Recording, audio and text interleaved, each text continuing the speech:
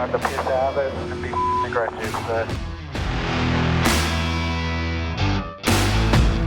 Should I be worried at all? No, we're fine, but we're fine. Doing a hell of a job, man. We can't ask for any more.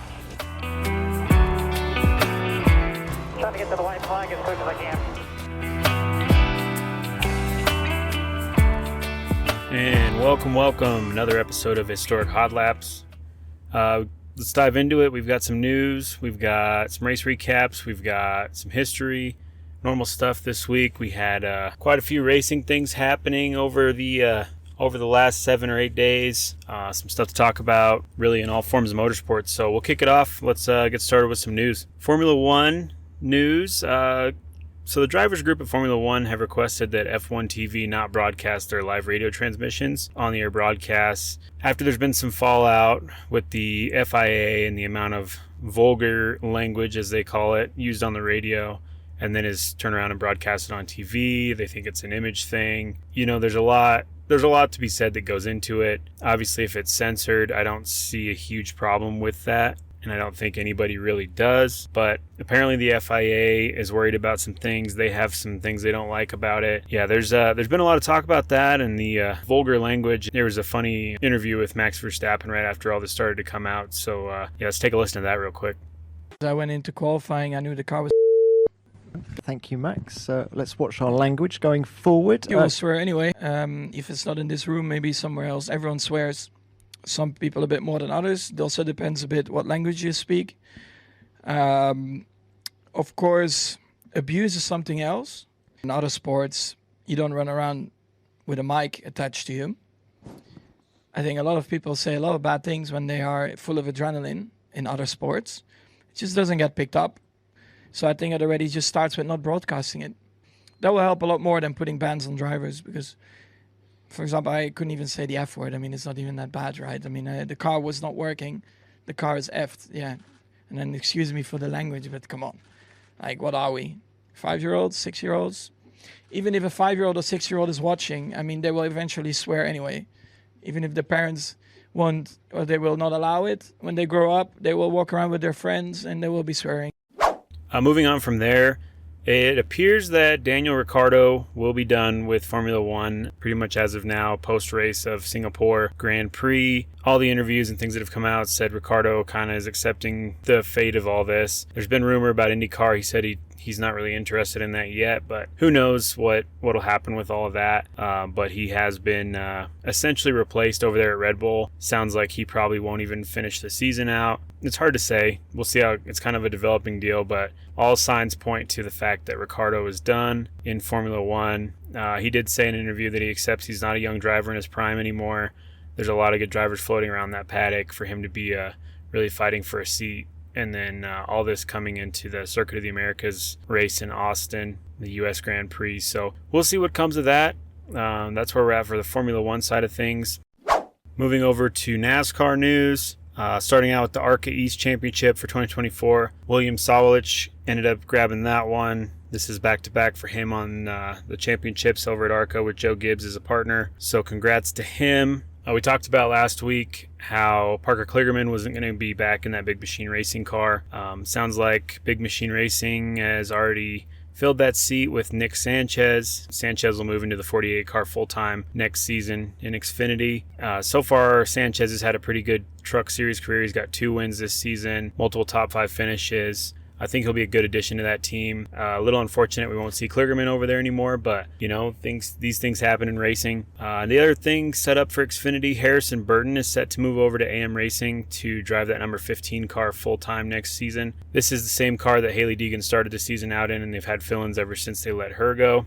Somewhere, what was that, around Chicago? The Chicago Street Race was when all that went down. So glad to see Harrison's got a spot behind the wheel still. We'll see him back in the Cup Series sooner or later, I'm sure, with the Burton last name, and he's proven, you know, with his Daytona win that he can get it done, get some good equipment under him, and some more experience. I think he'll be good. That Xfinity Racing is probably the best to sharpen the craft with right now. Used to be kind of the Truck Series was the way to go. Now it seems to be Xfinity. So yeah, we'll see how that goes for Harrison and what happens with that AM Racing team. They really need a good driver in there full time, so hopefully that'll help everyone out. 2311 Racing announced that Bubba Wallace received and signed a 2-year contract extension. keeping him in the seat through 2026. Obviously, now we have a charter situation with 2311. We'll see how that all works out towards the end of the season here. May come into play a little bit, but Bubba Wallace brought that up in his contract agreement, and it sounds like no matter what, they're going to keep going, doing their thing. So another 2 years for him at 2311 Racing, which is kind of, he's been there since day one. You kind of expect he'll stay in that situation. He's a very marketable driver, very popular with the fans, good sponsorships, everything that goes into it. So we'll see how that all pans out. Interesting back office kind of move. Trackhouse Racing president Ty Norris left the team. There's a rumor that he was going to Colleague Racing, and then a couple days later it was confirmed that he will go over to Colleague as the chief business operator for Colleague Racing. There is a lot of agreements in Trackhouse and Colleague for like crossing over and strategies and stuff like that. They do have some minor technical alliance. So this may be a longer play at the, as things go on with charters and stuff like that. So yeah, Ty Norris is now over there working for Colleague Racing. Spire Motorsports has finally announced what's going to happen to the LaJoie ride, that number 7 car we've been talking about, who's going to drive it. And Justin Haley is actually going to go over there, pair up with Rodney Childers next year in that number 7 car full-time, see what they can do together and get things done. So that came out, and then shortly thereafter, it was announced that there would be a trade between Corey LaJoie and Justin Haley to swap seats the rest of the season, which is kind of a strange move, but it has happened before. And yeah, so Haley and Spire will get time to kind of get to know each other for the rest of the 2025 season. Just an interesting way. It leaves LaJoie in a car for the rest of the season. They probably have similar contracts and payouts and stuff like that. So yeah, kind of interesting how that's all going to shake out. Moving over to the IndyCar world, we're obviously in the off season now, a couple weeks out. Things are kind of winding down, but there is still a lot of news, a lot of things going on. We talked about the alliance between MSR and Chip Ganassi Racing and what was going to happen there. So per our predictions previously, going into the season finale and all that, it has been confirmed. Marcus Armstrong will join Meyer Shank Racing and drive the number 66 car with that alliance with Chip Ganassi. Kind of figured this would happen. We talked about it, right? He's got a good financial backing that he's bringing with him. That was kind of the most coveted seat in the series, honestly. So here's the real thing, is what happens with Alex Rossi, because that's still kind of up in the air and what's going to happen there. The other thing that's been announced is Logan Sargent has got a test scheduled with MSR. So there's that. It's pretty wild, but they're going to test in November at the Thermal Club. They still have room for a third car in the charter, so they could still potentially get more from the Chip Ganassi Alliance and start up a third car in their team. It would be a little late in the season to do that, but anything's possible. And then we did confirm Felix Rosenquist back in the number 60 car multi-year deal there. Everybody knew that was kind of happening, and we had hinted at that before. While we're talking drivers, Prema announced as a rumor earlier that Callum Ilott would be driving for them in their inaugural season, and that has been confirmed. Ilott is going to be driving Prema. We don't know which car number he's going to fall under yet, but kind of predictable with the F3 alliance they had together, and they'd already mentioned he was at the top of their list in several interviews. So still unsure who's going to drive the other Prema car, what's going to happen there, but we assume it's going to be one of their Formula 2 drivers that they've currently got on staff. So we'll see how that all plays out. Kind of a silly season thing, might have saw some headlines, but RLL was raided by the FBI. They're cooperating fully from their statement. There was some sort of electronics thing. Supposedly the rumor is that there's been some stealing of technology and whatnot from the Andretti side by an engineer who left Andretti, went over to RLL. It's kind of vague right now. We'll see how it all pans out. But they clearly, we saw how RLL ran, so maybe they didn't steal the right stuff. But either way, they're wrapped up with the FBI investigating him right now. We'll see how it all goes. Definitely not the publicity that they needed, but it is what it is. Silly season continues. Moving over to AJ Foyt Racing, so those who don't know, they've been splitting their time between Texas and Indiana facilities, and it sounds like they're going to adjust their facility to be 100% out of Indianapolis. So they won't be splitting their time, which should help and sharpen that sword for them. Should help them get, a little more technical with the Penske side. They'll be in town with everybody else doing the same thing, working with other teams. Overall team development, this should be a good move. So it'll be nice having everybody under one roof. Hopefully they don't lose any staffing over this. I don't think they will. Indy's obviously been the priority anyway. So yeah, moving forward, they will be underneath one roof over there in Indianapolis. And let's jump over to Ed Carpenter Racing, who we still haven't confirmed seats for next year, but we do know that Rinus VK will not be returning next season. This is a pretty big blow to the team. He's really the only hint of success that team has had in the last 3 seasons. Supposedly the replacement announcement will be announced sometime this week. Could be announced as soon as this week. But yeah, Rinus had some good things to say about the organization and thanked him for his time there and all that, but he is out. Don't know where he's going to end up. And man, it just keeps on going, right? Just silly season continues. The other news that we have charter agreements officially. Charters in IndyCar, it's a done deal. There's been several teams that have thrown a couple opinions out there, but for the positive for the most of it, because this does help the value of the team. But yeah, 2 weeks into the offseason, they get the deal done. 10 teams accepted for 25 full-time entries through 2031. Now, we talked about Meyer Shank jumping in with a third car. I don't know how that works on the back end. There's still a lot of 3 charters. I don't know if now they'd have to pay an entry or whatnot, but or when this all takes place, if it's January 1st or whatnot, if they want to change it. But here's where we're at currently right now for charters. AJ Foyt, 2 charters. Andretti Global, 3 charters. Arrow McLaren, 3 charters. Chip Ganassi, 3 charters. Dale Coyne Racing, 2 charters. Ed Carpenter Racing, 2 charters. Junkos Hollinger, 2 charters. Meyer Shank has 2 charters. RLL, we just talked about, 3 charters there, and then Team Penske rounding it off with 3 more charters.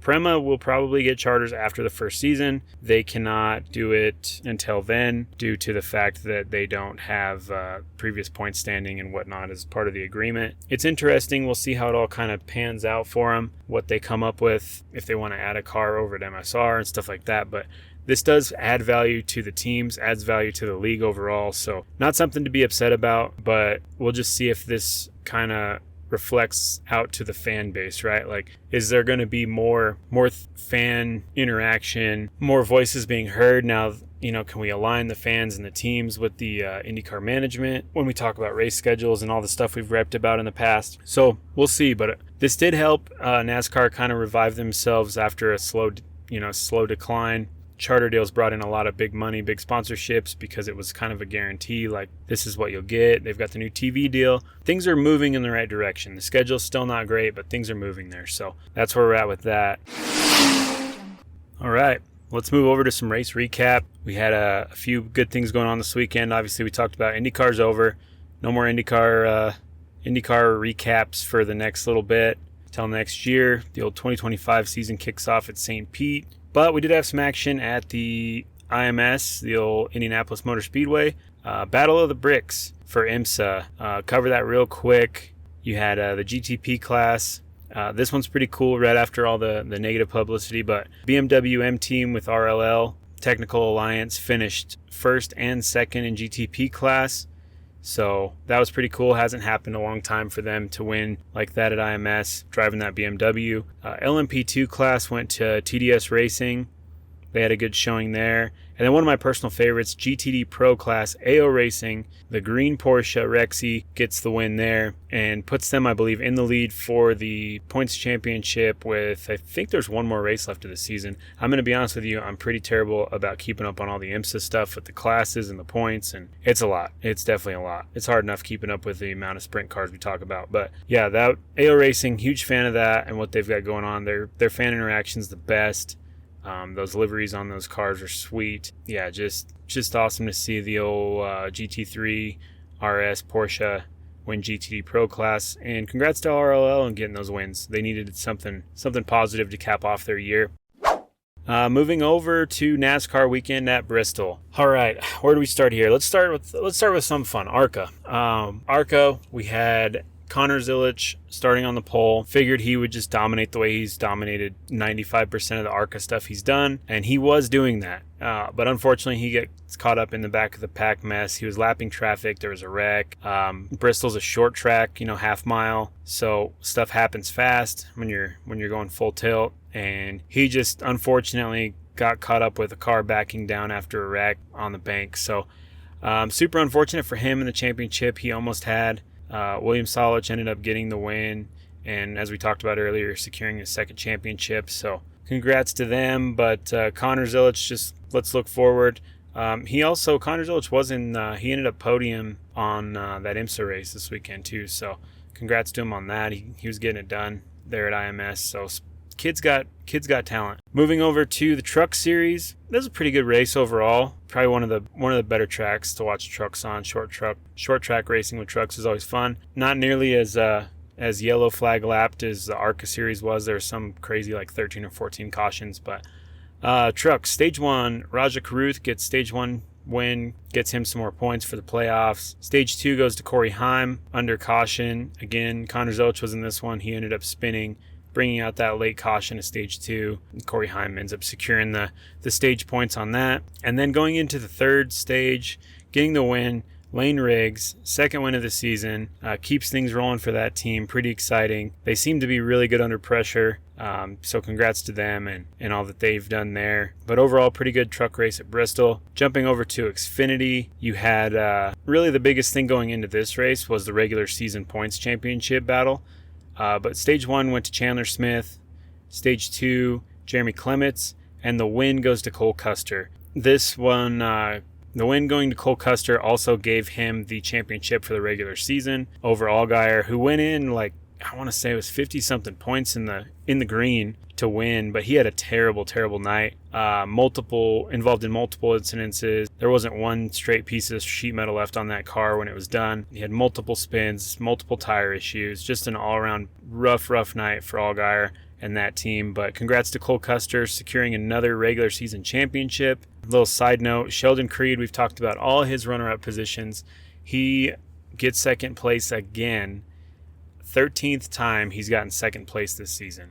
I mean, that is incredible that he has yet to secure the win, but has gotten that close that many times. Just wild. So that wraps up the Xfinity there. Rough to see Creed. I mean, he's doing well, but not getting a win when he's so close every single time. Moving over to Cup, qualifying, we had Alex Bowman getting the pole, and then the top 3 spots were completely locked out by Hendrick Motorsports. So obviously the Chevrolets are super fast in the short run, a half-mile track, and this is where the race gets crazy. And this is part of it. Anybody who watched it knows and understands where I'm going here soon, but let's just talk about it. Stage 1, Kyle Larson. Stage 2, Kyle Larson.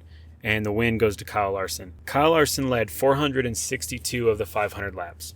Third most laps led in any single race at Bristol in history. It had been the 70s when Cal Yarborough did it before. He holds the number 1 and number 2 spots. Cal Yarborough led 500 laps the whole race. He led one time, and then he led another one for 492 laps. So it's a pretty prestigious place to be up there at 462 of 500 laps. He passed all the other Hendrick guys that have done great over the years, including his boss, Jeff Gordon, who had one where he went 440 laps. Just showed how on point that team was. And here's where we'll dive into the race itself. It was kind of a snooze fest. Anybody who's watched it realizes on TV it was kind of boring. It was just watching parade laps for the most part. There was a little on-track action here and there, just a little. The spring race was chaos, so that's what we expected going into it. Tires weren't lasting.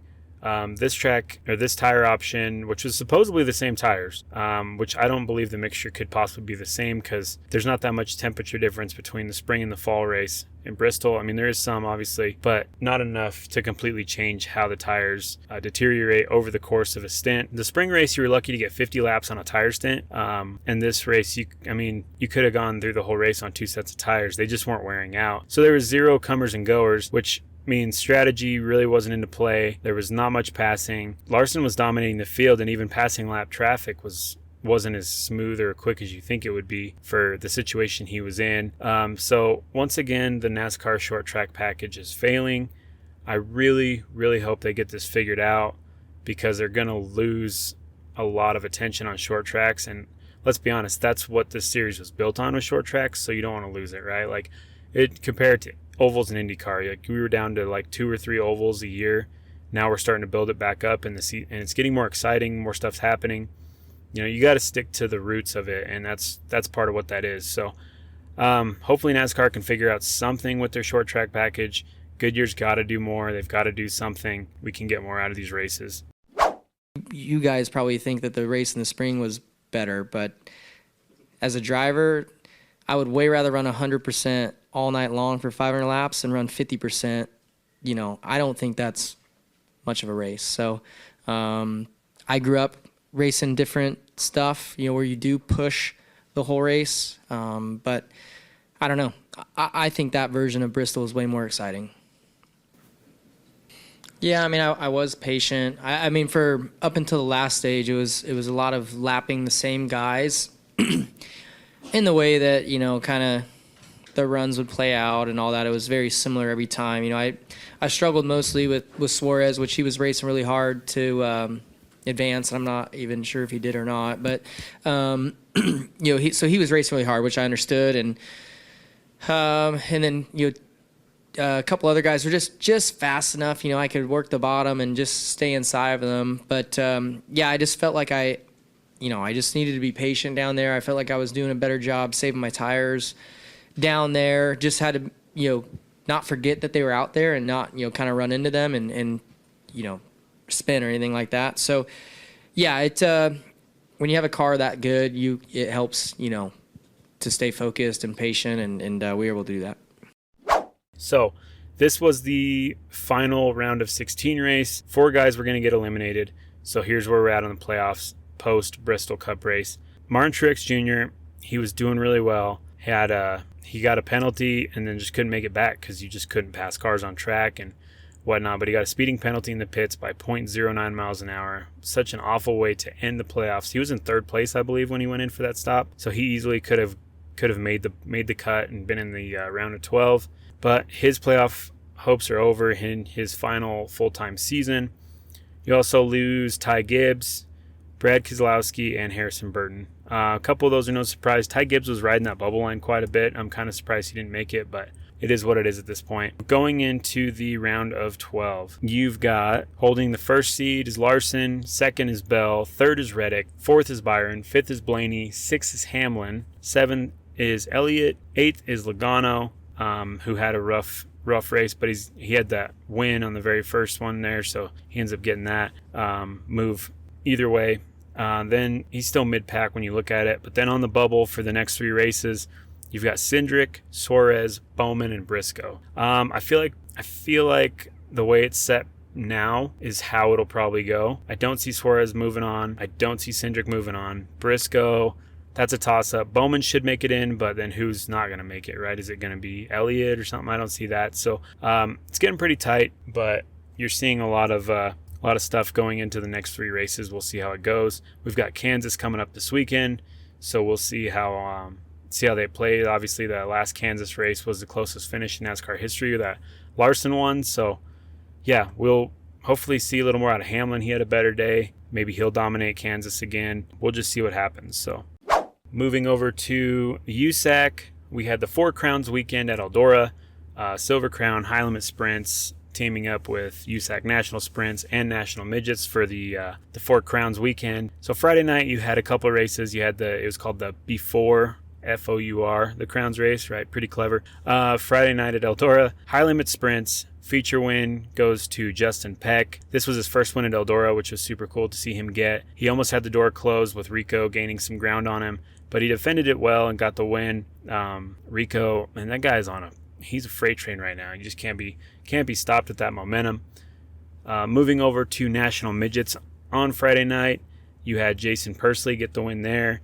You're going to see how that relates here in a minute. But feature win goes to him on Friday night, a good little warm-up, if you will.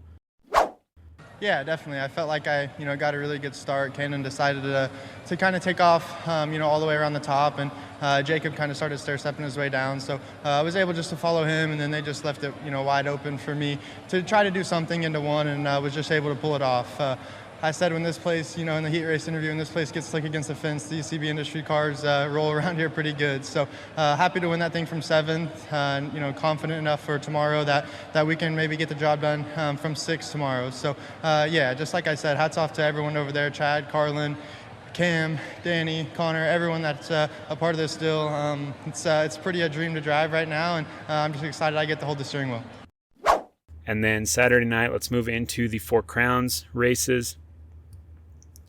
USAC National Midgets, we just talked about. Jason Pursley got the Friday night win. He goes in and gets the Saturday night crown win as well. $15,000 for that one. So congrats to him and the efforts there in those midgets. Those were wild races watching those.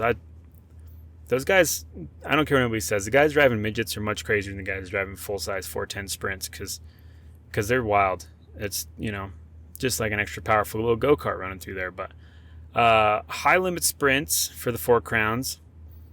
We just talked about it a minute ago. Rico couldn't be stopped. He takes the crown, takes the $15,000.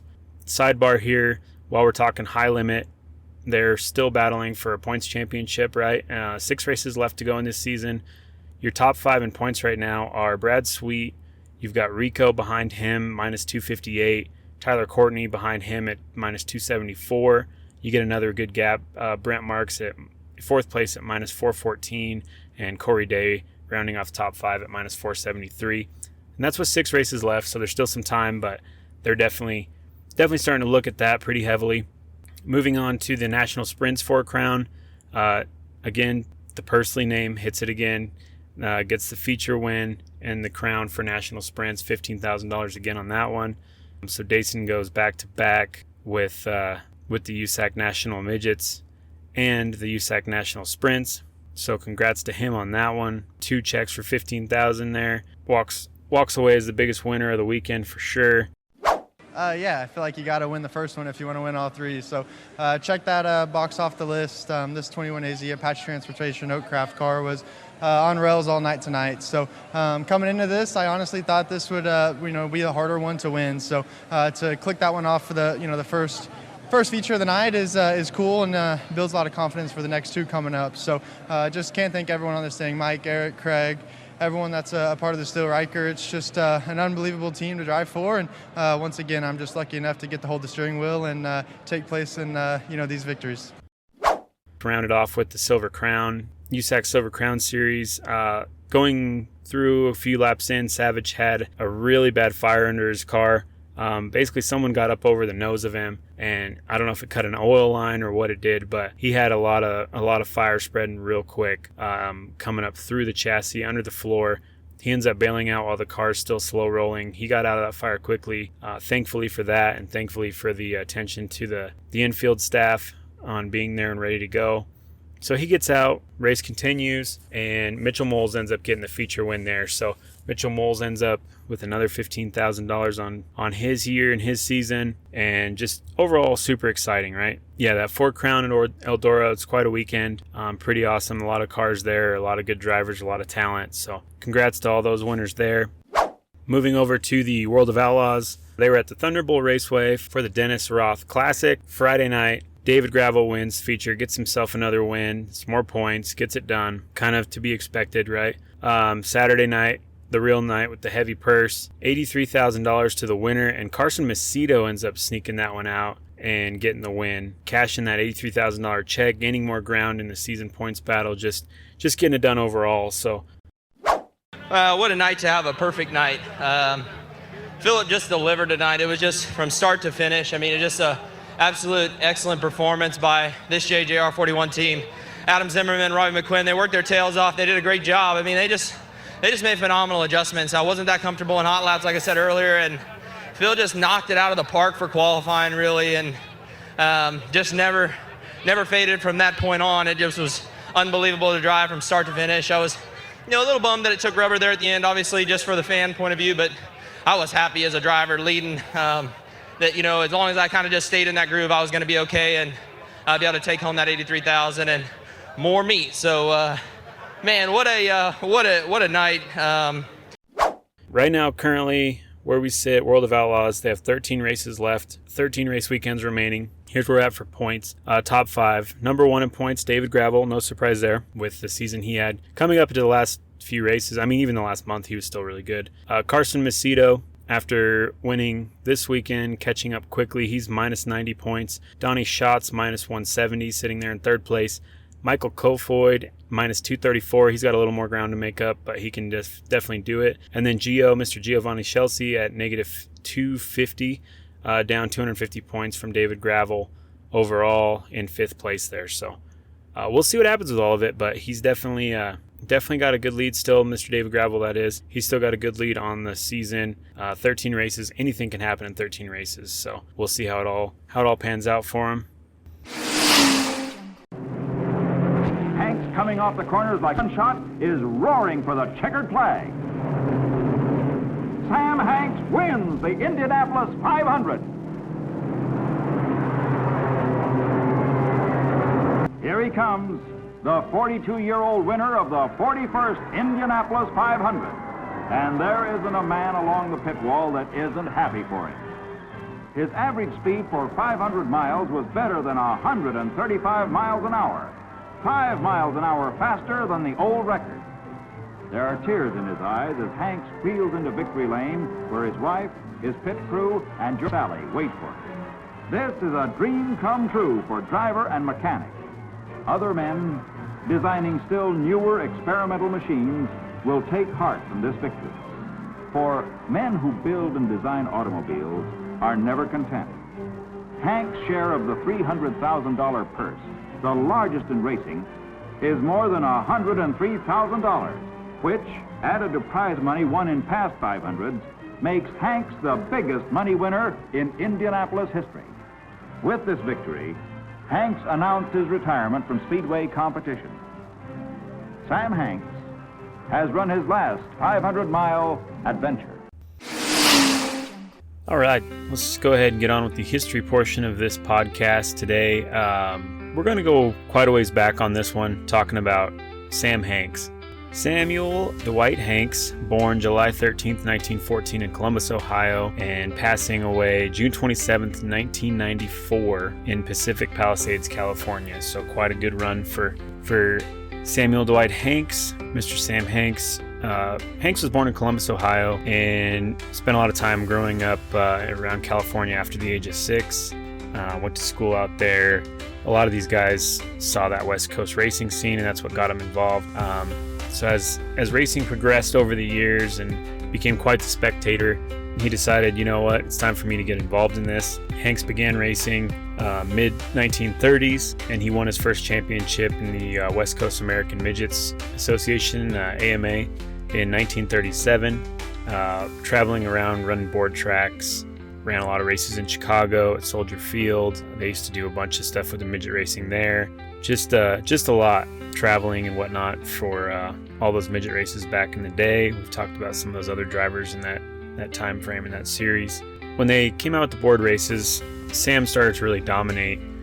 He won the first 2 board races in 1939. He won the 1940 Motor City Speedway Championship in Detroit, and then we obviously had the war effort going on, right? And that's when, just like many other drivers, Sam Hanks decided it was time to go fight for the freedoms and join the World War efforts.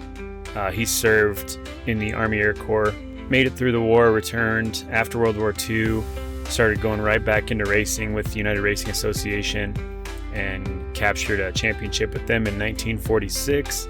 He won the night before the 500 midget race in 1947. He was a champion of AAA National Midgets. We talked about the AAA in the past. 1949, champion there. 1953, national champion, driving the Bardall Special. He won the 1956 Pacific Coast Championship in USAC stock cars. And then finally, 1956, after attempting the Indy 500, he gets his win, and he wanted to retire right after he won that 1956 Indianapolis 500, but he came back in 1957 due to some friends that wanted him to drive and things like that. That would make his 13th appearance in the 500. In 1941, his Indy 500 start didn't actually happen. A little fun fact there: he was injured in a crash the day before and withdrew from the race at the start. He's never actually raced the day of the race. Took home 33rd, or last place as we know it. It took him 12 attempts to win. When he finally won, that kind of set the record for the time for the most tries before becoming a winner. And he did announce his retirement. However, obviously he came back again the next year to make an attempt. He kind of ties into a newer driver with Tony Kanaan, who won his 12th Indy 500 as well in 2013 when he got his Indy 500 win. That was his 12th attempt, so they share that in common, which is kind of a cool little fun fact. He didn't stop racing immediately. He did run a few stock car races in the remainder of the 1957 season for stock cars. He had a little acting career. He played himself in an episode of Mr. Adams and Eve, which was a comedy show on CBS. This episode aired November 8th, 1957. So he had a little sitcom acting career there, kind of a stand-in deal. Let's talk about, before he retired, all of his achievements. The combined AAA USAC sanctioned racing Indy 500 was part of the FIA World Driver Championship from 1950 to 1960, and those drivers were accredited with a championship when they would win that race. So he was accredited a lot of points in the 1956 championship where he won that Indy 500. So a little crossover there during those 10 years. He participated in 8 of the World Driver Championship races at Indianapolis. He won that one in 1956, finished top 3 4 times. He scored 20 World Driver Championship points over his career. Just so many weird, random sanctioned things they did back then. A lot of crossovers and things like that. He did retire, but would come back every year after the 1957 attempt at Indy 500. He'd come back from 58 until 63, driving the pace car those years, which was pretty awesome. Kind of lived his life out from there. Kind of had some health issues. His health degraded quite a bit for several years before he passed away. But he had a good run as a race car driver, and he was known to be loved by everybody in the paddock. Everybody was excited when he would show up and what he would do. He had a couple other achievements. We'll talk about those. Formula One championship. He had his Indy 500 results. He had 13 starts, 1 win, 4 top 5 finishes, 4 top 10 finishes. So pretty decent results overall for his 13 starts. He holds the AAA West Coast Midget Car title for 1946, the National Midget Car title for 1949, and the Champ Car title for 1953, all sanctioned AAA titles. We talked about a couple of those earlier. He was awarded entrance into the Auto Racing Hall of Fame in 1981, the National Midget Auto Racing Hall of Fame in 1984, the Michigan Motorsports Hall of Fame in 1984, National Sprint Car Hall of Fame 1998, the Motorsports Hall of Fame of America in 2000,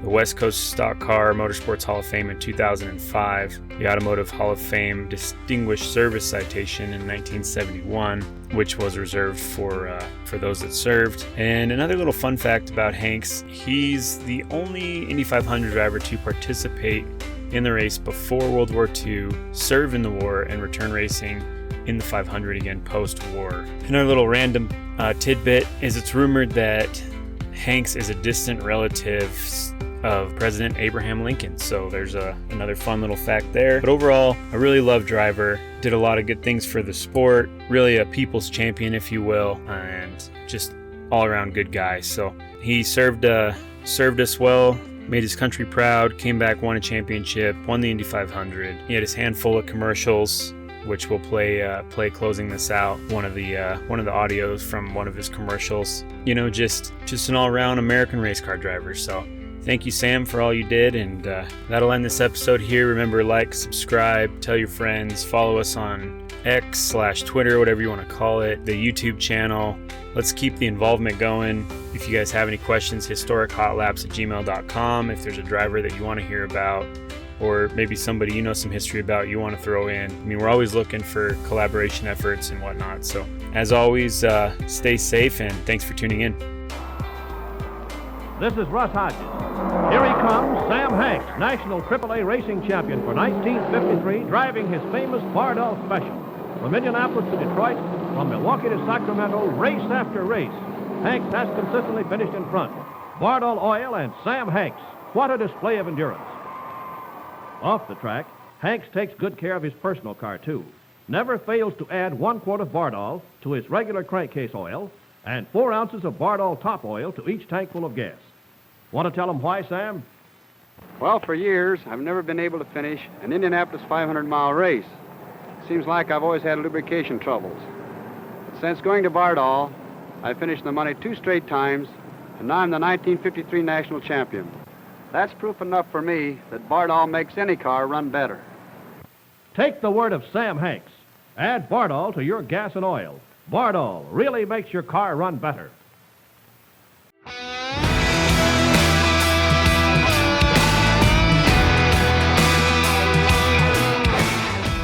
Thank you for sharing your time with us. If you enjoyed today's episode, make sure to subscribe and leave us a review wherever you listen to your podcasts. Don't forget to follow us at Historic Hot Laps on X and all your other social platforms for the latest updates and sneak peeks into upcoming episodes. You can reach out to us directly at historichotlaps@gmail.com.